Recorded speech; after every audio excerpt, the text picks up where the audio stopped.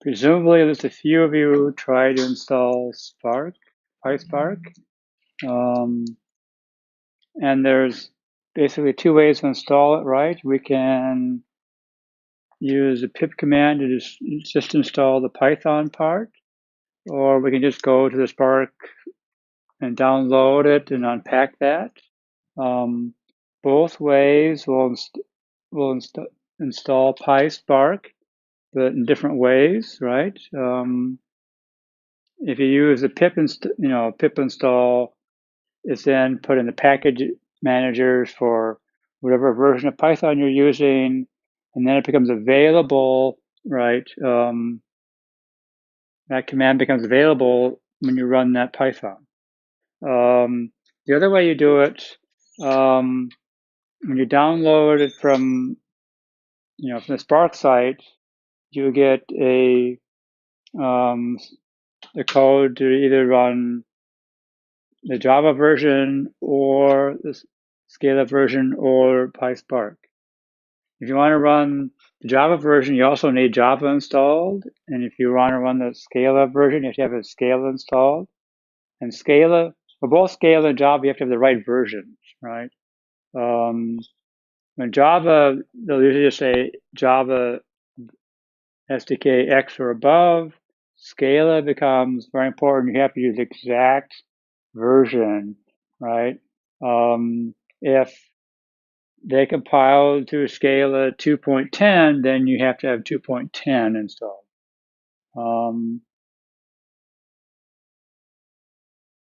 Of course, when you download it from the Spark site, they don't install Python for you. I mean, they just give you the Python code. You have to have Python installed. And then either way you install, you can always start by just saying, go to the right location or install the right location in your path and say, type in PySpark, right? And that will start up a shell in which you can actually execute PySpark code. Now, if you want to do it,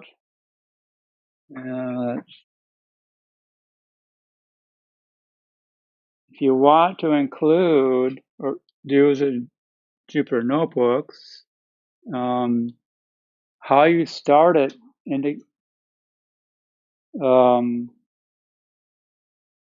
changes things a little bit. So here, in this case, I just started a regular Jupyter notebook. I installed PySpark using the pip command, and that means that my Jupyter notebook Python knows about those packages. And so I had to then, I could import, PySpark.sql as SQL, and then I can, create a Spark session with the builder. And once I've got it, then I can use, this Spark to do things, right? So here, I just had Spark, and so there's a Spark session. And when I print out the Spark session, I get this link to the Spark UI, which really isn't very useful right now. Going to click on it, it starts showing you what jobs you've run, and various things about them, how much storage it takes, etc. That can be useful, but at this point, it's probably more than you care to know about. And that's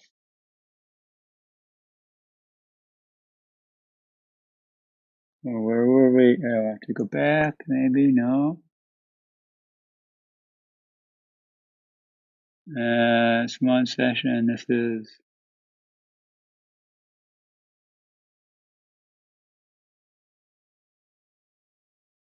all right, so now, here here's a path to a file, and then I can call Python, call various Spark code to actually read the file, and then I wrote it out, and I'm doing some various other things with it.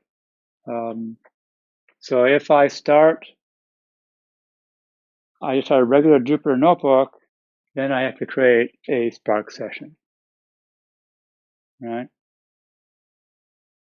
The other way to run PySpark in a Jupyter notebook is you configure PySpark command to actually open up a Jupyter notebook for you. And when you do that, when you then go to command line and type PySpark, it'll open up a Jupyter notebook and Spark will already be defined for you. And if you then try and define another one, you can error message say you can only have one Spark session at a time. And so then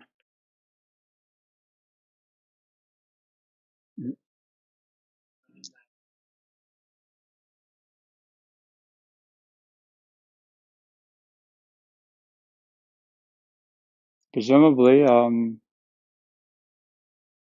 it should.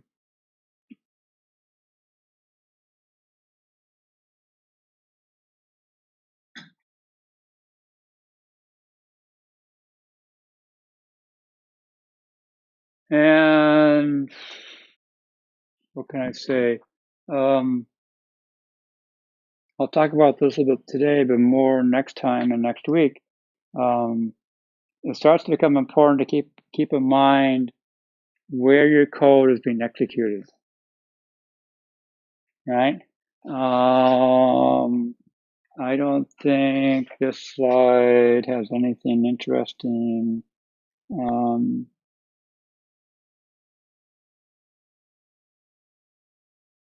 I'll just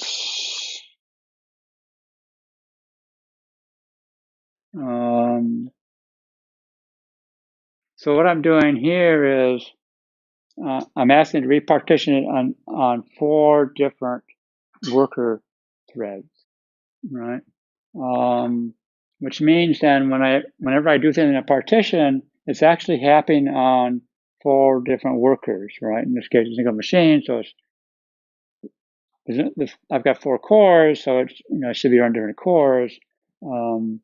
But a lot of times what you're doing, it's not happening on the master machine, it's happening on those worker machines.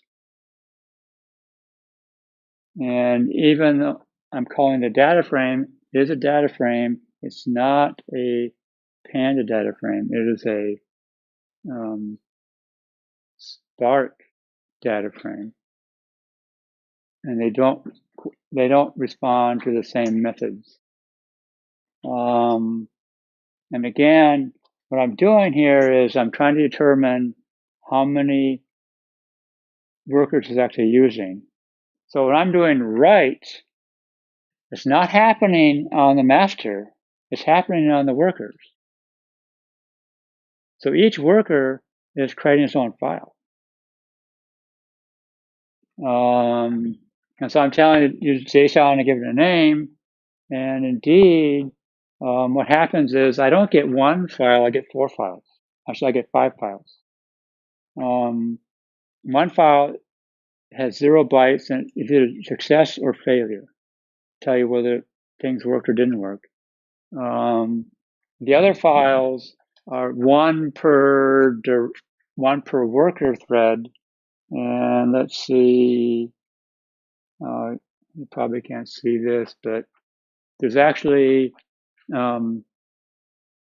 it's actually 4 files that it wrote. Because I repartitioned into 4 pieces, and so there's 4 workers, and so the files, the output is spread across the separate files based upon which workers had which piece of data.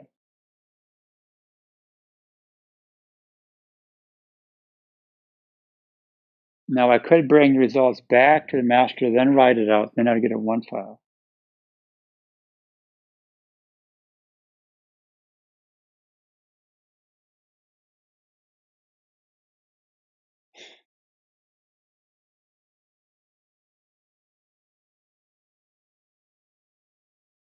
Each file contained a portion of it, right?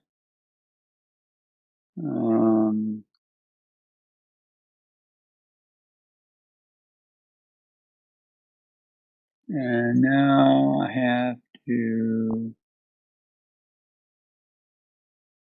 Yeah, so it's a really big file, but each one,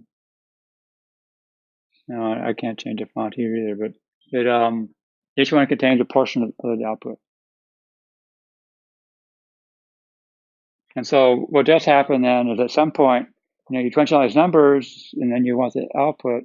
Either you have to bring it all back to one machine or you write to it, and then you write another program to consolidate those end files.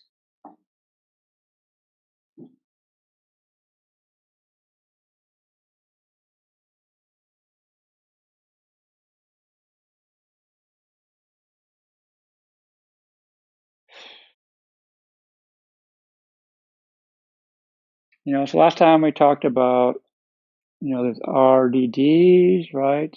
And there's DataFrames, and DataFrames are higher level. Talked about sort of the old Spark and the new Spark, right? The new Spark has DataFrames, and the difference between an RDD and a DataFrame is a DataFrame knows the type of each column, right? And knowing that type, it allows Spark to be more efficient both in space and operations, right? And when we do operations on a data frame, there's two types, right? There's transformations and there's actions. And transformations are all done lazily, right? They're not done until you actually call an action, and then all those transformations are done on to get, and then you perform the action. And the actions will send results back to the master machine.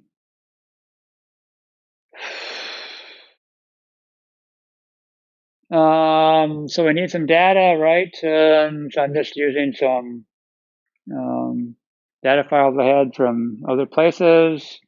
And so again, Spark is either I ran PySpark and it was automatically had a session for me, or I created a Spark session, and then I get a reader, and I can specify various options. So here I'm specifying that the file has headers, so I know it's going to use those headers for the indexes or labels for columns, and then it has to try. I'm telling it to try and figure out what data type each column is, and then I can just call,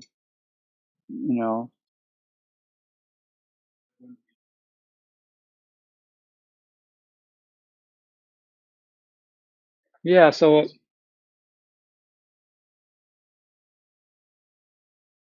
doing it on a single machine is actually a one read, but when we go to a cluster, it will be separate reads, right? Because what's going to happen is underlying operating system, when we put this file on it, it's going to then partition it out for us across how many machines we have in our cluster.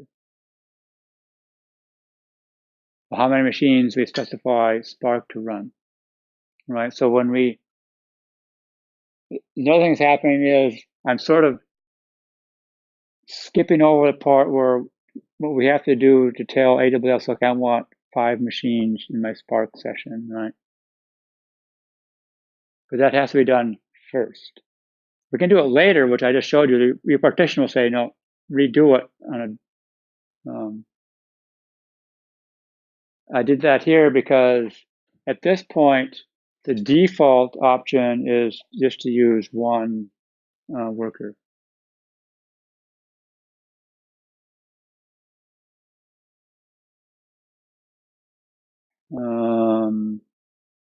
And so, it was a small file, so that's what I get, right? I mean, so it's,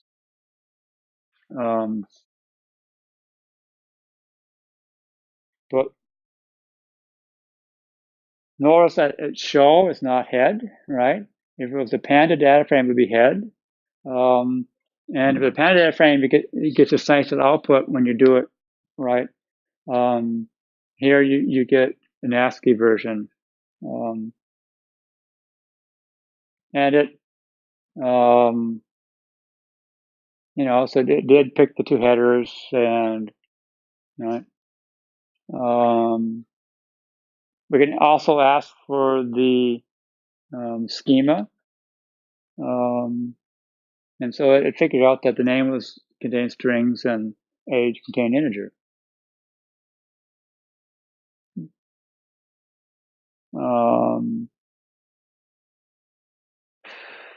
There's a bunch of options we can set. That the SEP is important when you're dealing with comma separated or tab separated files, and you can specify right what the separator is, various encodings, what formats do you want to use for dates, etc. And then all the operations you're sort of used to with pandas we could do, right? So I can select a column and get a new data frame with just that particular column or columns.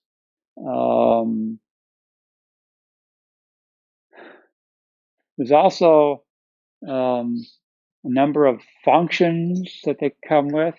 And so there is, PySpark SQL functions. There's a bunch of them there. There's the list is like this long, literally. And so just column is one. Again, there's it. And I'm not sure why, but there's two. There's the abbreviation and the full name. They both exist, both the same thing.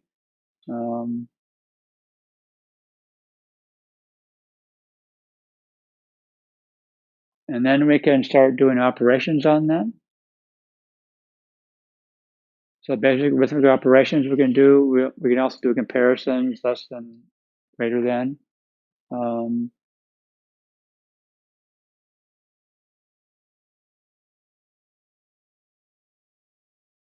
Now, I'll point this out several times.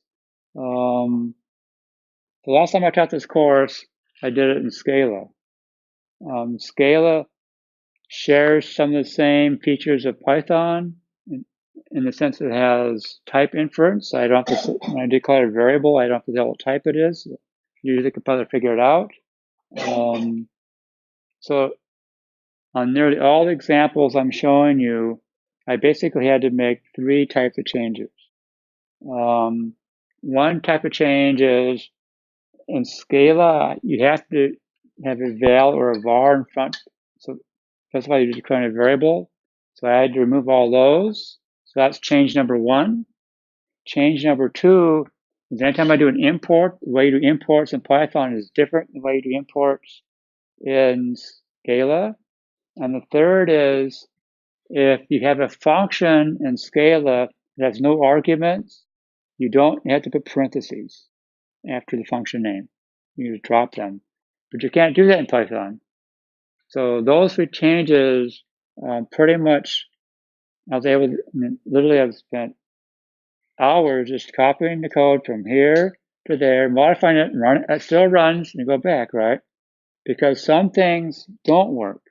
So in Scala, right, there are various ways of passing the arguments to select, and one is you can do $, and then I can start. That doesn't work in Python because the $, the Python goes, what's that? I don't know what that is.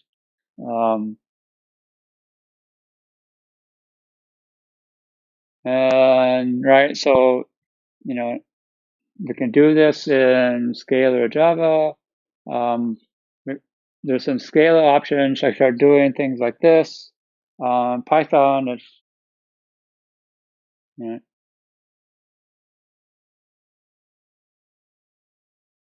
and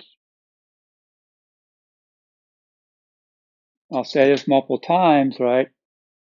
When you're doing Spark, Scala has the most options, right? There's always going to be more options in Scala than in Java or Python or R, because it's written in Scala.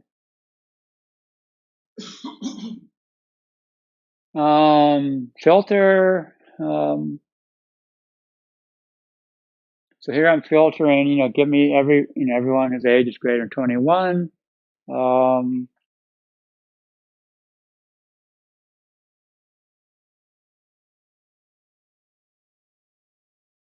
here I forgot to get rid of all the Scala stuff. Not sure why. But there are a couple of things to keep in mind. Is filter an action or transformation? Right? And I'm going to call explain on it. Oh, we still have, right, the physical plan, right? It hasn't executed it yet. Now the show will do that for us, but right, we haven't. So if we're using n workers, when I do this filter, the code is being, each one knows, oh, that's the plan, but it hasn't executed until I call an action. And one of which is show. And again, unless you specify otherwise, when you perform those transformations on a data frame, they're not saved. So if I were to call show a second time, we do the transformation again.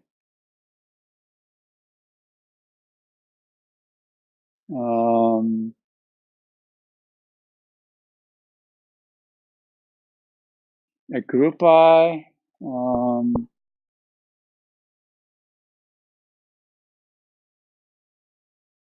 then I'm doing a count on all the things in the group by, and then I do the show. Since there was no people, everyone at a different age, we're not getting all the counts at one. It shows we can do a group by.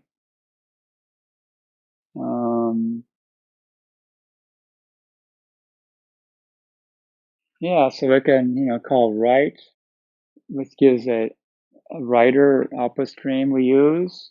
And then we can decide what format we want. Then we call save and name the file. And in this case, since I was just using the default setup, I was only getting one worker. So I only had one file part. There's always, right, 5 zeros. And if I had two workers, the next one would have been 0001 and 002.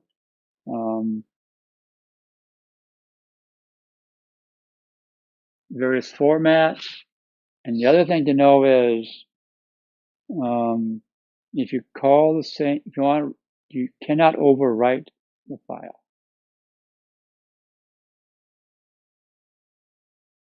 And this will get you, right? You run the code once. Oh, I get the result I didn't want to do, so run it and make a modification, and I write the same file.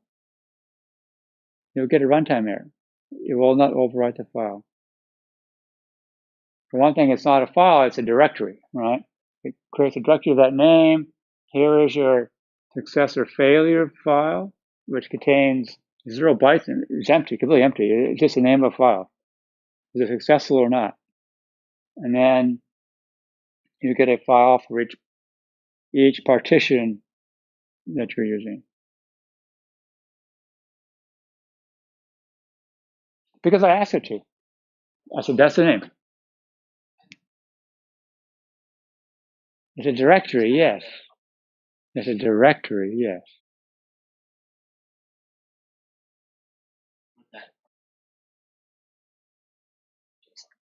Right. And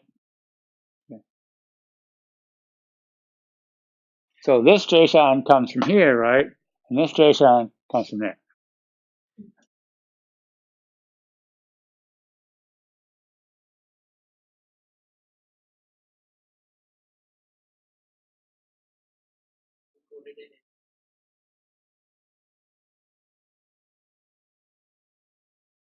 Yes. If you were to rerun your code, you need to either somehow delete that directory or use a different name.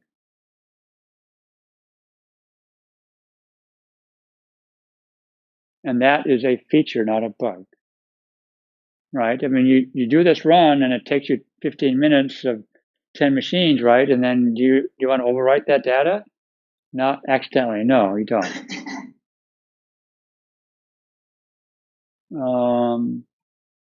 We can actually use SQL, right? And that's why it's called Spark SQL, right? So we have to create, like in SQL, we can create a temporary view, right? We can create a view in SQL. And once we do that, I can then just execute a select statement on it or whatever SQL statement you want.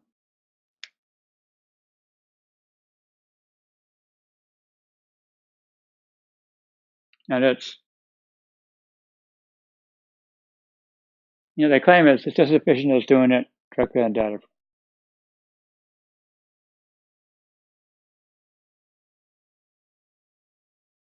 This is supposed to generate a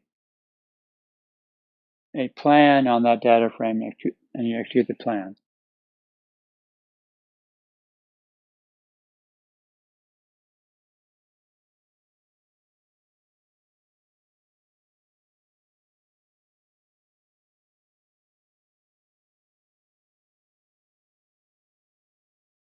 What's the difference?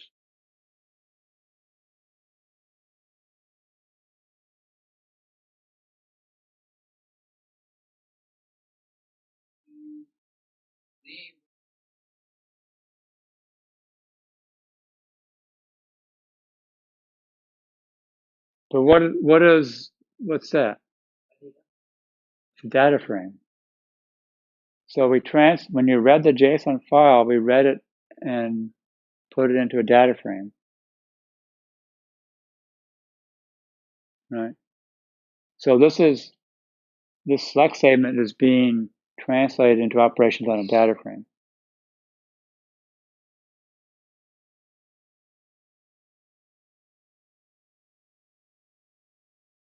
So if you're whiz-bang at SQL, then you can just do it in SQL.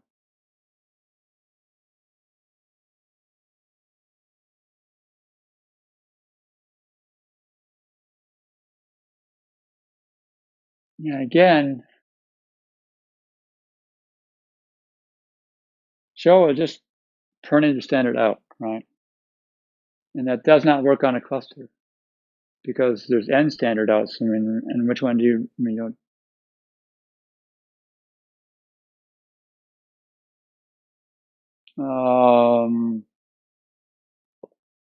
collect? Actually, we'll take a data frame and bring it back to the master.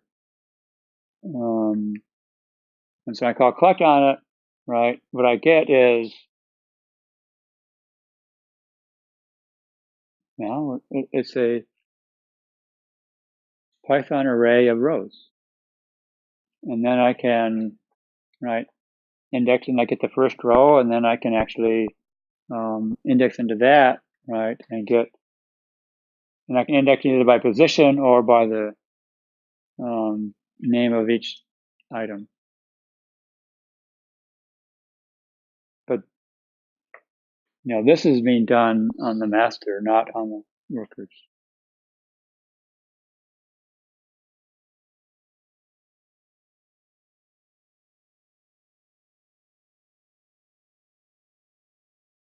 Yeah, so that Spark has this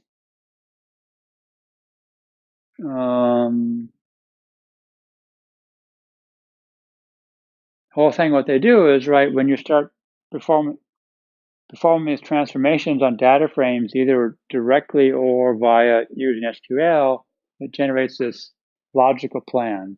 And then it has an analyzer to sort of figure out how to do that.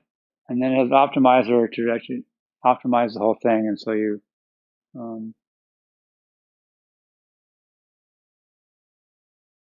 may be fewer data for memory. You have to worry about memory, and you have to worry about runtime. And so it tries to optimize both. And so it'll rearrange things and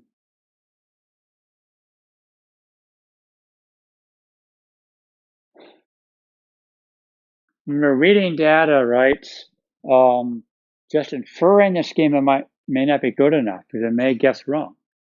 So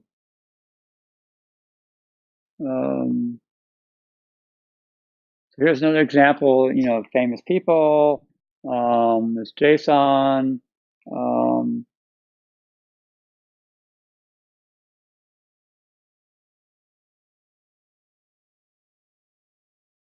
So here what I want to do is I want to define what the schema is going to be.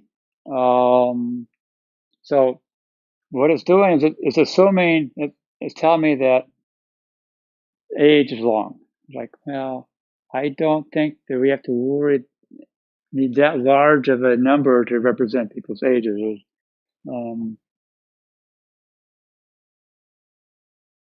So here what I want to do is I want to specify what the schema is. And so I have to import, I need a structure field, type, string, integer. And so first I'm going to create what the schema is supposed to be. And so it's going to be a structure type. And I have a field, the field of first name is going to be a string type. And the third argument is it nullable or not? And then it's last, and then it's age, and I want age to be an integer type, right? And now when I read it, again, it's read format, and here's my schema, and now you can load this, and several things happened. One is the order has changed, right?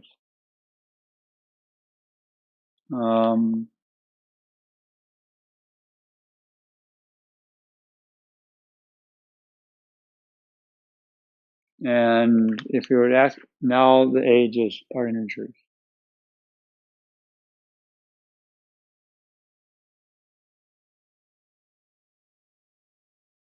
It should throw an error, right? Oh.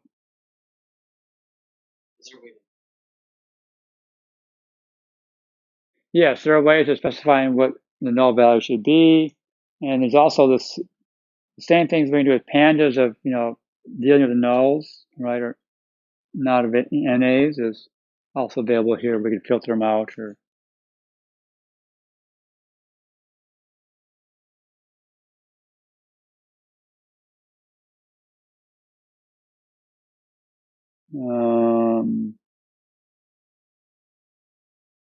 And so what I did here is, well, again, the first name, last name, and I created another field called address, right? And oh, look, I said, it should be not nullable, right? And it didn't, it just said it no.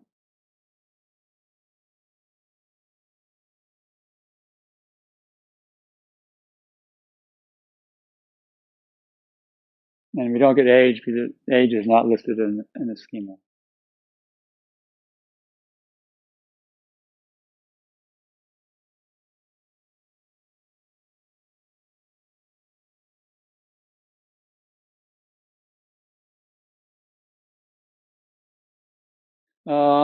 It did the same thing on Scala. So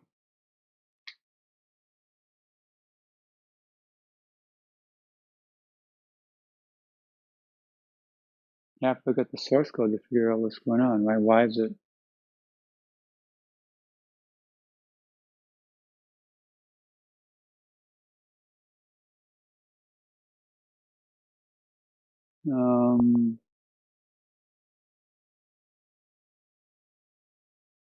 Here's a slightly different example where I'm reading some time values. And here it's tab separated, so I'm setting this option. And here I'm getting, as a timestamp, and I'm getting the right, the dwell time is an integer.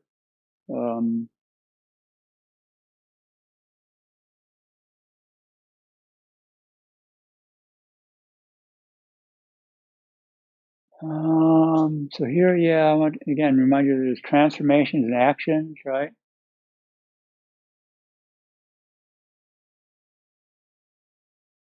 So transformations, yeah, they add rows, add columns, delete rows, columns, change the values, change orders, all kinds of things, right?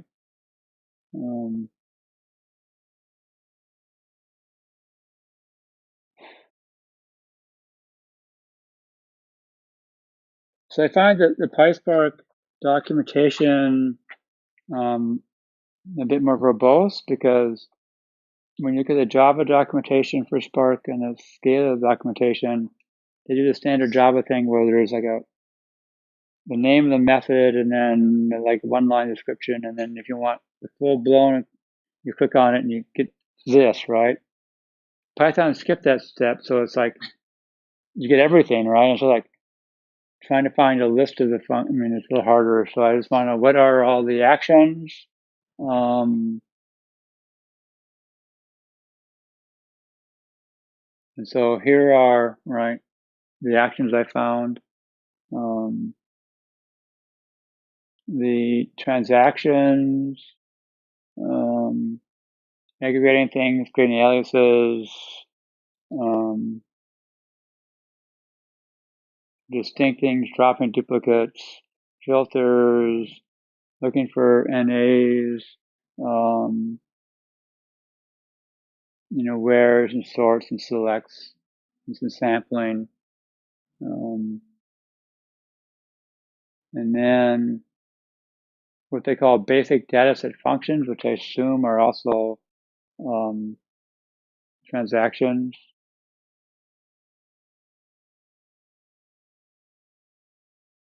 Right, so there's a lot of explaining things, filling NAs, and the most interesting one I found was two pandas, which actually will take a Spark data frame and return a panda data frame.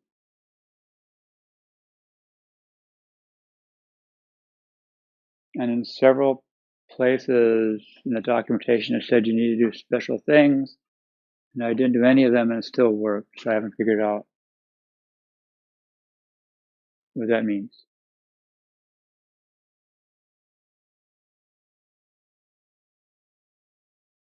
I do some more examples. And so this comes from the definitive guide on Spark. There's a data set on flights between different countries. And so it broke it down into various years. And it's, again, it's JSON. It's where the flight started from, its destination, and how many flights there were.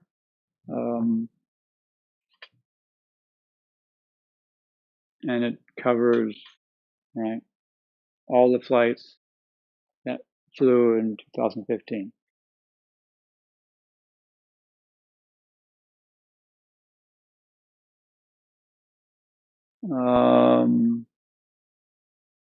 We got various select statements, right? So here are, some of the SQL statements we could use.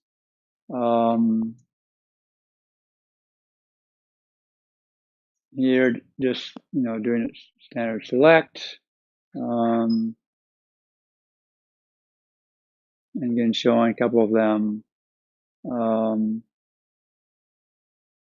Again, here's where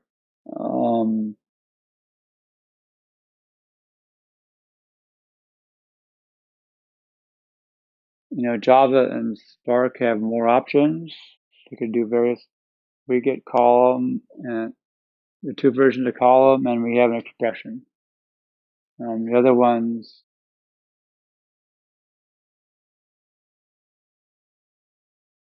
don't work. We could start doing, some operations on columns. You can subtract, do a comparison. This will produce a Boolean column with whether that value is satisfies the condition or not.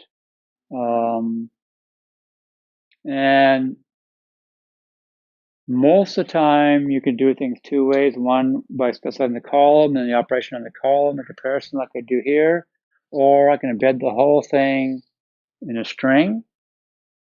There are a couple of things we can only do with expression. The problem with that is it's a string.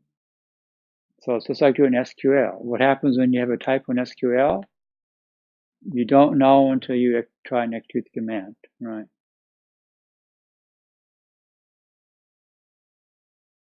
Which isn't too much different than Python, because when you have a typo in Python, when do you find out? When you try and execute it, right? But at least the first, the interpreter tries to figure out what's going on, right? And it'll tell you the error, whereas in SQL, you have to actually send it to the database and get back the error message. Same thing here, right? The Python interpreter cannot tell you that if there's a problem with that string, you have to actually execute at runtime.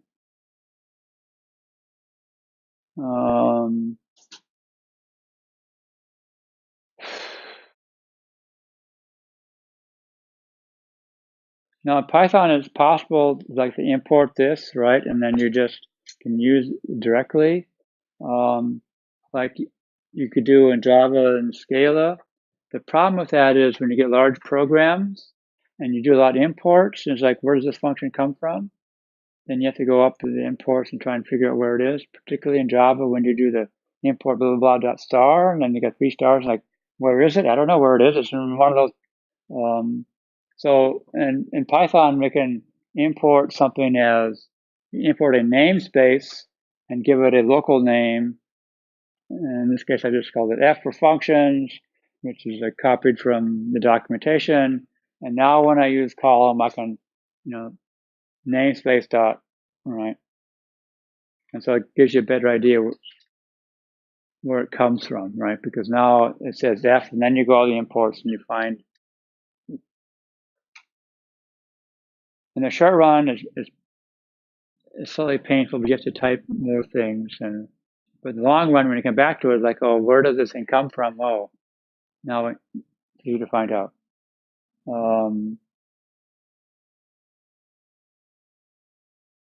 So we're selecting the first 2 columns. The third column, I'm taking count and multiplying by 2 and subtracting out sign of the count, which is sort of a ridiculous thing to do, but it shows you we can do this, the type of operations we can do, right?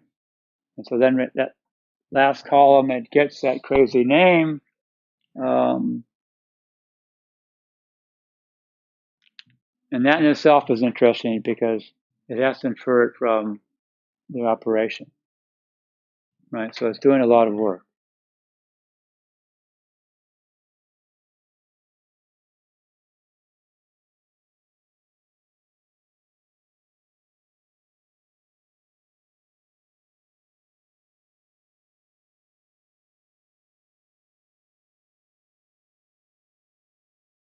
And so it tells you that, right, again, that expression is not being executed by Python, right?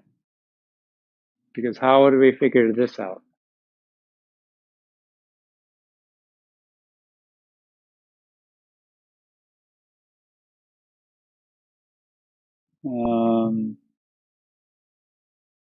Here's the same thing with expression. It becomes a lot, the expression becomes more compact, then I have to separate column. And then I can use alias to give it a different, a more reasonable title. Well, I mean, Goofy may not be a good title name, but since it's a nonsensical calculation, it's probably okay.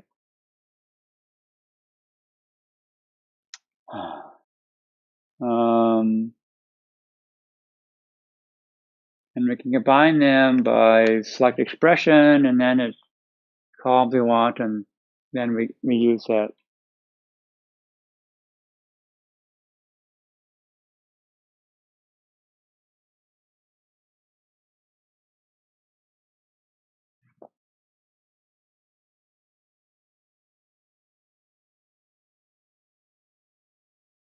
Yeah, this one's a string. Right.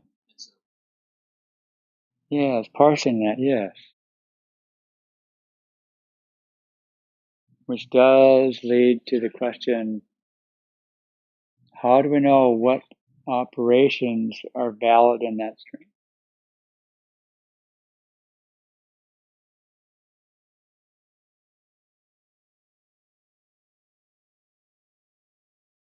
Yeah. And what you want to do is, number one is there is that PySpark.sql.functions, and you want to go look in that list, and all those become valid in that string.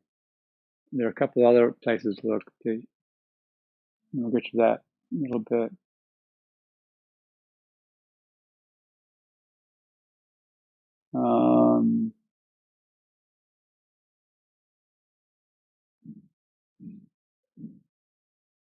So here I'm, select everything, all current columns, and then I'm going to add a new column.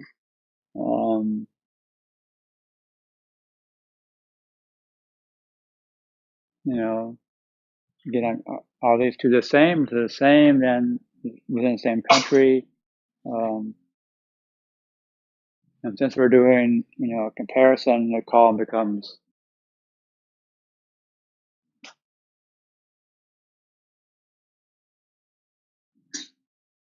And one way you can tell whether your Python code or not is, yes, Python has a capital F, right, or capital T, and Spark is lowercase f, lowercase.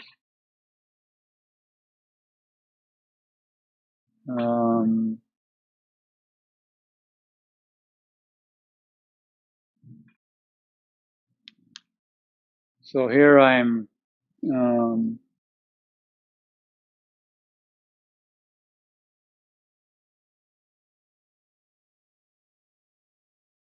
using, I'm calling sum, right? And sum on count is all the flights.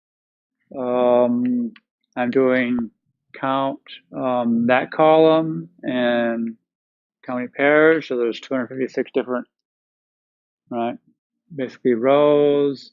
And then doing distinct and destinations. How many different destinations are there, and how many origins are there? Well, right. So we're, if you're an SQL person, then you should be able to generate an SQL statement to do this, right? To count various columns, count various operations on these columns. So if the data is complete, we're saying that there were 153,000 flights, either inside the United States or to the United States or leaving the United States, which seems like a low number to me, but.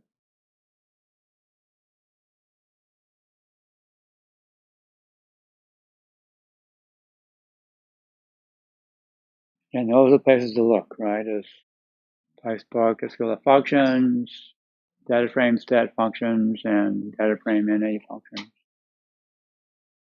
Those are places. Those are the type of functions you can use in those strings.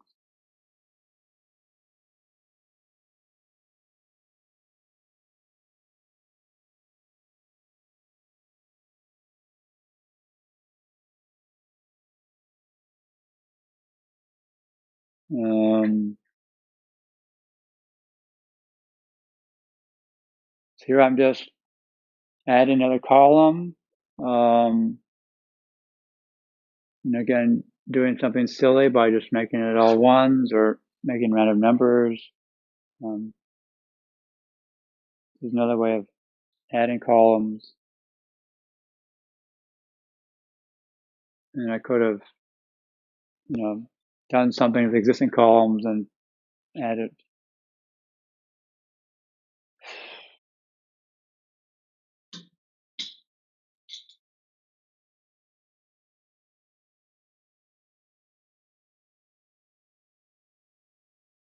I'm not sure why they wanted to have two different ways of doing the same thing, but often they do in Spark.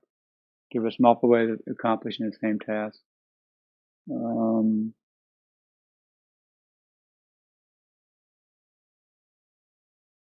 like, renaming columns when they get ridiculous, or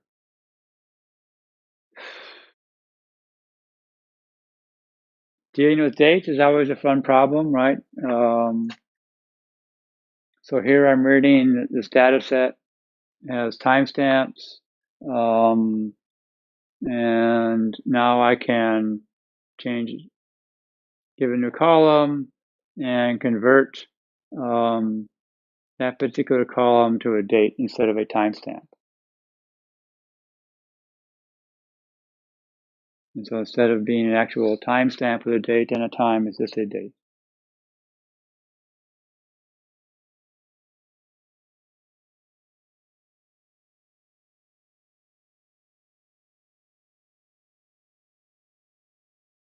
Here I'm keeping timestamp and adding the date. What's the date? What's the hour? And what month?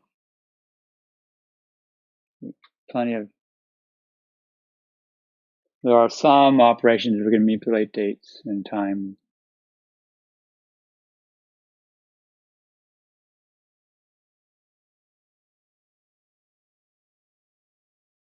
But again, we can always ask, explain, and it gives you, the plan. And notice that even before it tries to optimize it,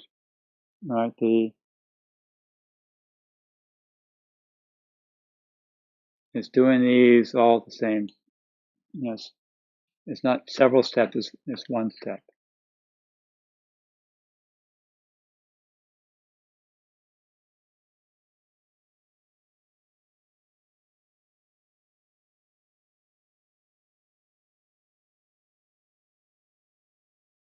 And I do want to point out, the physical plan currently has 2 steps, right?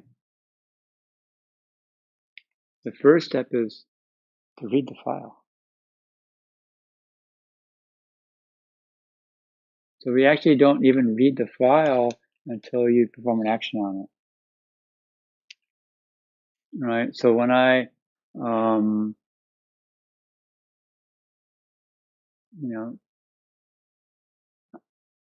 that explain, well, actually the show is requiring the file to be read, right? Because the data frame, it just keeps track of, I'm supposed to read this file with, this schema. And it's not done until reading the file is actually transformation, not a action. What's that? Because each step has a plus and then a asterisk here. That's just the project. Oh, sort of the whole thing. I'm not sure what.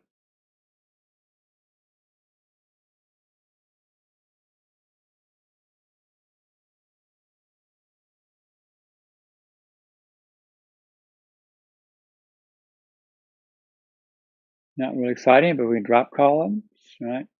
But again, it's all these things we can do with Panda data frames, and it's all things you can do with SQL, right?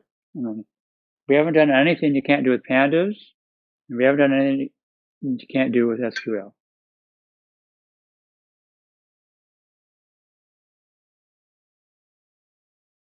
And I'll warn you now that when you use Spark on your local machine, pandas will always be faster, right? All these operations are slower than it would be if you did it in pandas directly.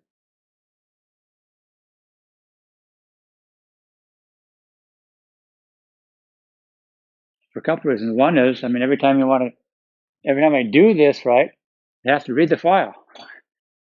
So it's not like in pandas where you read the file and you have the data frame in memory and now you perform the operation on the data frame. No, when I call this show, it has to read that file, right?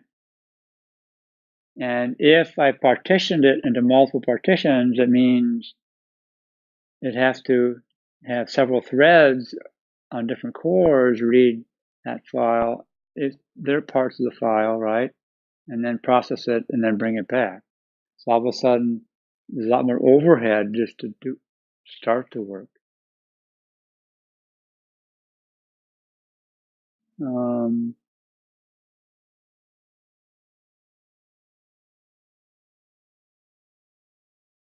Now, so again, we get two different ways of doing the same thing, whether you like the word filter or where.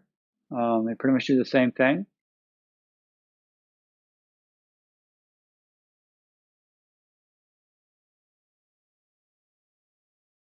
And so there's several examples of where I'm just, finding places where the count is less than 2, and here first find the count is less than 2, and then, right, find where the country of origin is not Croatia.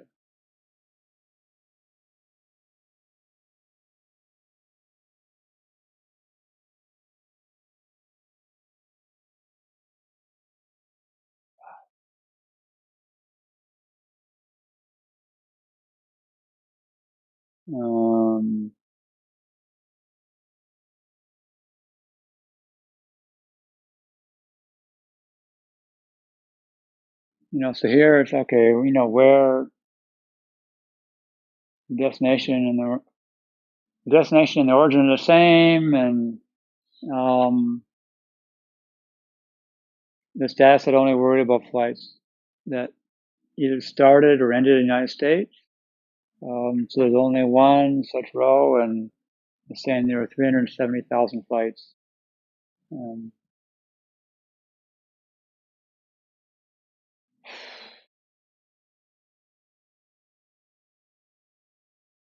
And when you combine these wheres, of course, they're and together, right?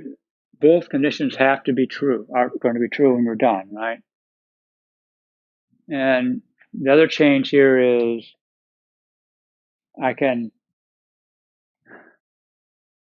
create the operations outside of the expression and then embed them, right? So it's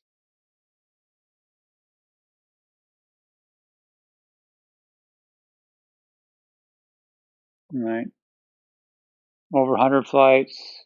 Destination has to be United States. And now I can combine them.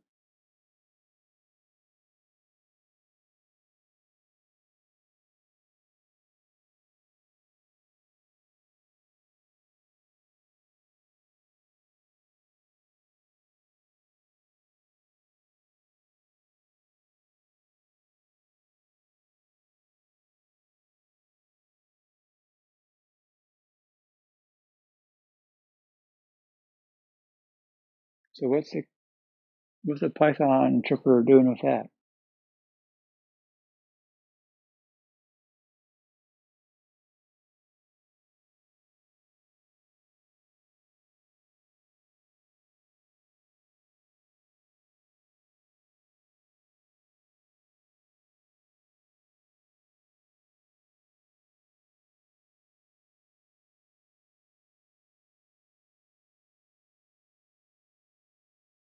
What's that?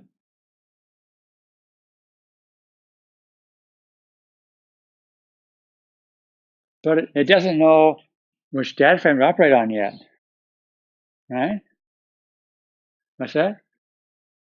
But it's Python lazy. What's that?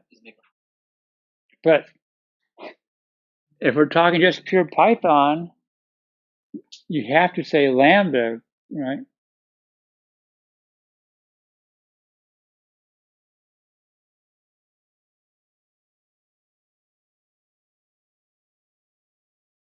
So when you think of it as pure Python, it doesn't make any sense, right?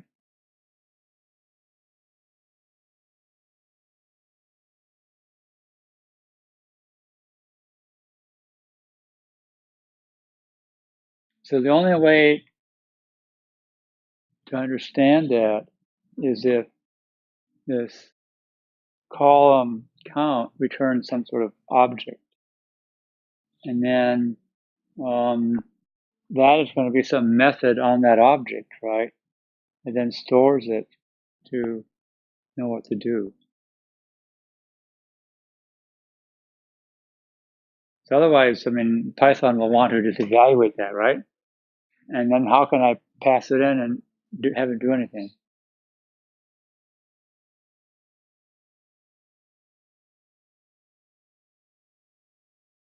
You have to be careful, when things are being done in Python and when they're not being done in Python.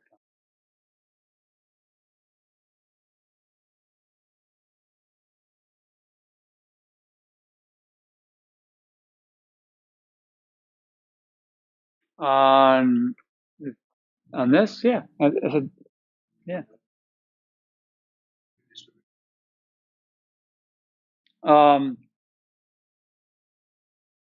The default is if data frame is on 4 partitions, this data frame is on 4 partitions.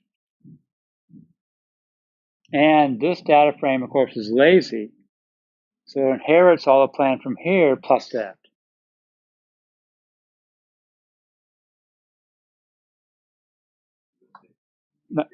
Like this, right?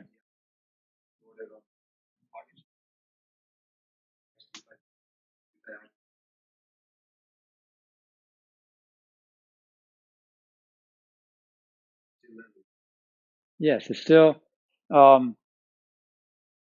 this point, right, when I execute the plan, it doesn't store any of the results. If I assign it someplace, then I get the result here. But in this case, shows an action, so it has to go back here on that data frame and perform all the transformations on it, including reading the file, right? And then it has to perform those, and now I'm getting a result, and now all that goes away. There are ways of saying, keep this result, so we don't have to repeat all the steps.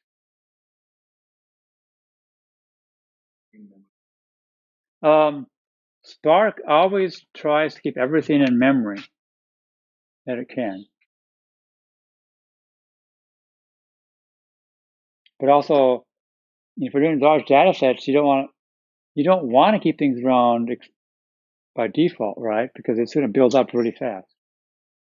And so, yeah, all those transformations are done. We get the result, and if you don't save it or store it or put it in a variable, it goes away. And if you want to do anything else with a data frame again, you perform all those transformations again,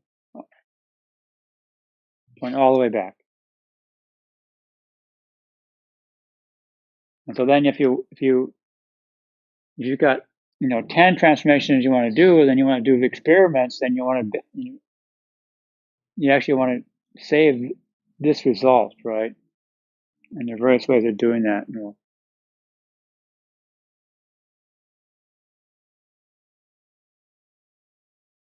One of the things you can't do in Java and Scala is here I can OR them together, but you can't do it in Python. There's no OR.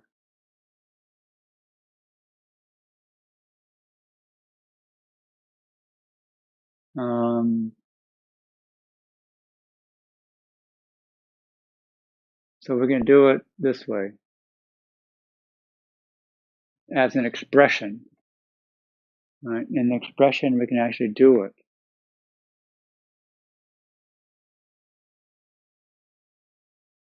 After all, there's an OR in SQL, right?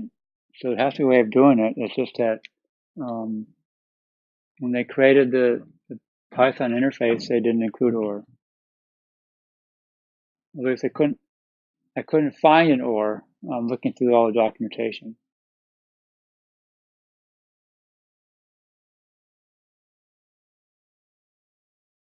And the not, there's no. Well, I mean, those operators don't exist in Python, right? There's no bang operator for not. There's no not operator. It's bang equals, right? Which is not a thing. It's like a weird thing. It's not a, and so yeah, so you can't do not column or no, you can't do an expression. And then it was like,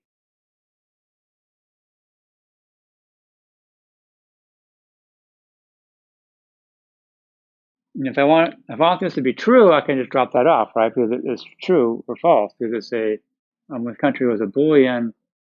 But if I want the false one, I have to say equals false or not equals true. I mean,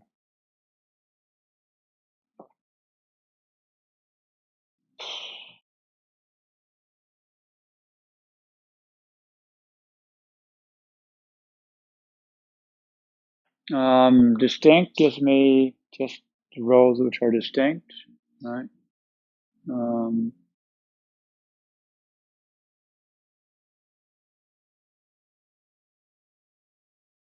And so I'm selecting the country of origin, right? So I only have one column, give me all the distinct ones, and then I can sort by that column, and then again, take is a action, right? So it's going to give me top 10, and there they are. Again, we know this is now in Python because we're getting a Python array of rows.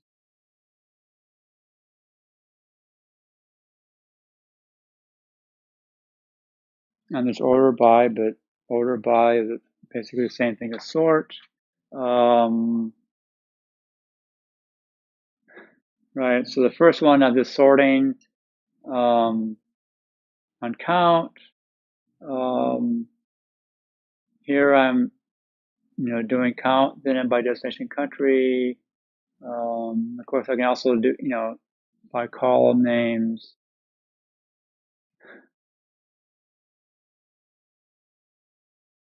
And here I can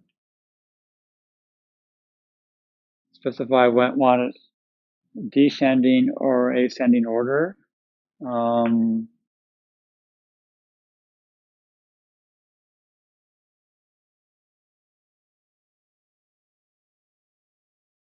But the expression didn't change the order.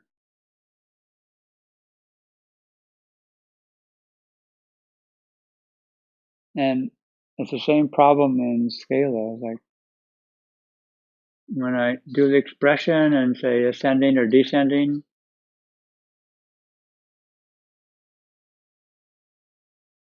what's that?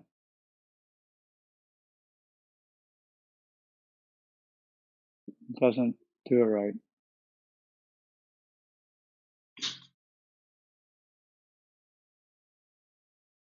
Because the United States, right?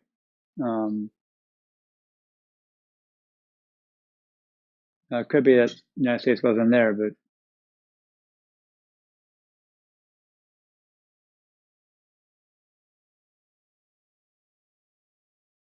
and we can then, it's basically SQL, right? I could call limit, right? How many do you want? I just want 10.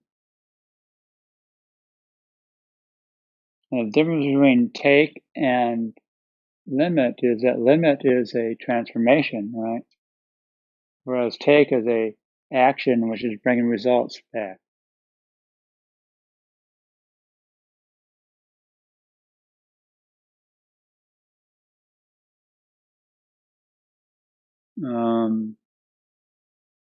So both take and collect are actions and they bring a result back. So if I, take, I'm getting a Python array of rows, and I can then index into it like Python. I can also use the name of the items to index into it.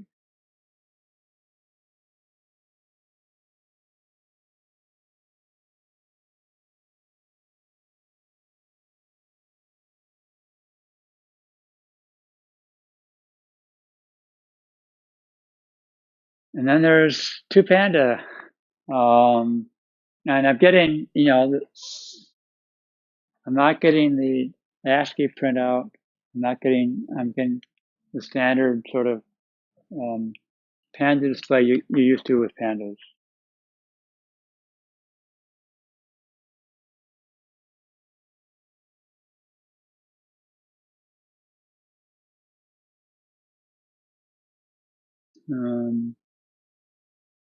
Adding more rows. So here what I'm doing is, well, when I add new rows, I basically need I can add another data frame to, like the two data frames added together, right? The first thing is both data frames have to have the same schema. And so what I'm doing here is, okay, if I had two data from the same schema, I could just call union on them, right? By just data frame 1, union data frame 2, but doing it direct, from scratch the hard way. First, I'm going to create a bunch of rows. So I got a Python array of rows, right? Now I want to convert that Python code array of rows into something from Spark, right? And so I'm going to call parallelize, but that parallelize is an operation in old Spark, right? And so my Spark is a Spark session, and so it doesn't know about parallelize. So what I have to do is I have to get the Spark context out of the Spark session and go parallelize on it. And so now I have, right, parallelized rows is actually an RDD. But now I want it to be a data frame. And so I'm creating a data frame. And to create the data frame, I need, right, RDD and the schema. And that returns a new data frame, and now I can combine them to get a single united data frame.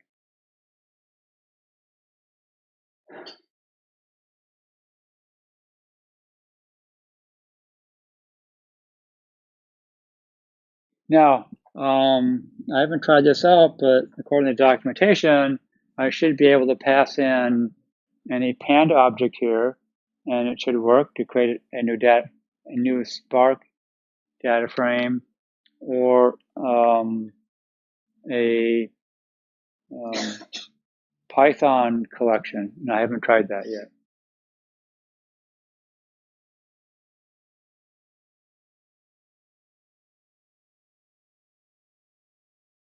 And now the band is really getting a moment of silence. Listen to them as they run out of time.